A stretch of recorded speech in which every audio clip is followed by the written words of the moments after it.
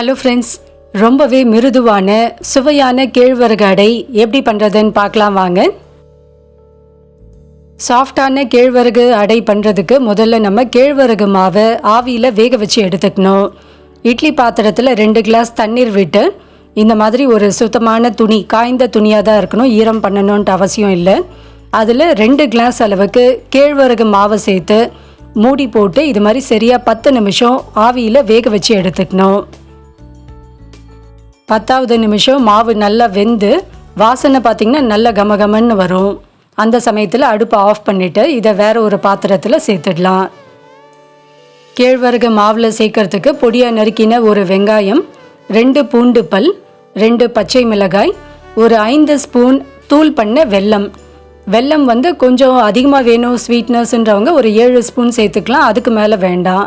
இலசாக இருக்க முருங்கைக்கீரையை சுத்தம் பண்ணிவிட்டு ஒரு 2 கைப்பிடி அளவுக்கு எடுத்துக்கணும். மாவு நல்லா ஆறின பிறகு இப்போ இதை ஒரு பாத்திரத்தில் போட்டு கட்டி இல்லாமல் இது மாதிரி நல்லா உடச்சி விட்டுடணும்.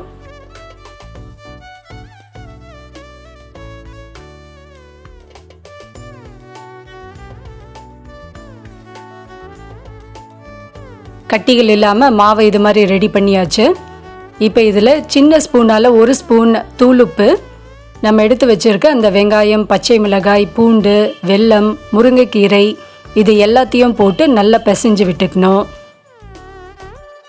முருங்கைக்கீரை இலசாக இருந்தால் இது மாதிரி பச்சையாக சேர்த்துக்கலாம்.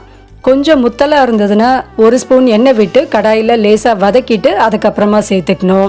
அப்படி இல்லைன்னா முருங்கைக்கீரை வேகாமலே இருக்கும்.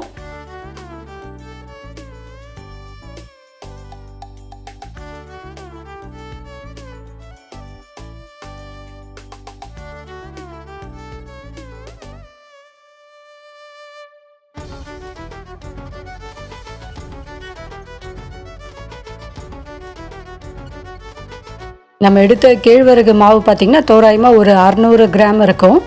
இதுக்கு இப்போது 250 ml தண்ணீர் விட்டு கொஞ்சம் கொஞ்சமாக இது மாதிரி தெளித்து நல்ல இதை அடமாவு பதத்துக்கு பிசைஞ்சு எடுத்துக்கணும்.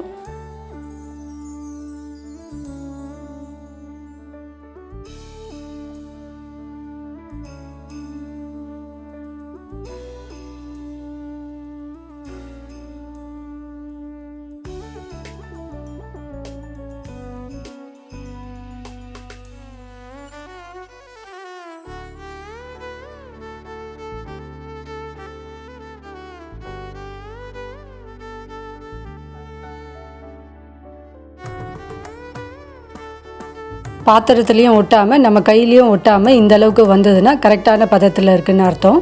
இப்போ இதை நம்ம அடைகள் சுட ஆரம்பிச்சிடலாம்.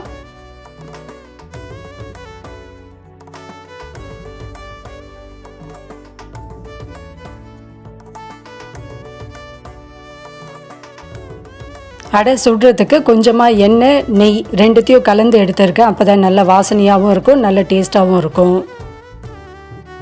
கேழ்வரகு மாவை இது மாதிரி சின்ன சின்ன உருண்டைகளாக எடுத்து வாழை இலையில் தட்டிட்டு சுட்டு எடுத்துட வேண்டியது தான்.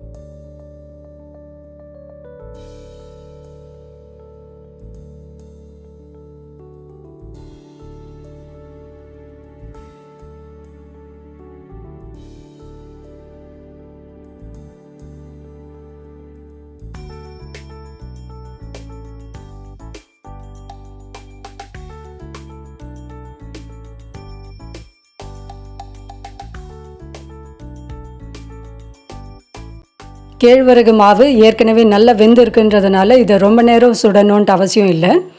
2 பக்கமும் நல்லா திருப்பி போட்டு லேசாக கொஞ்சம் கலர் மாறின பிறகு எடுத்துடலாம்.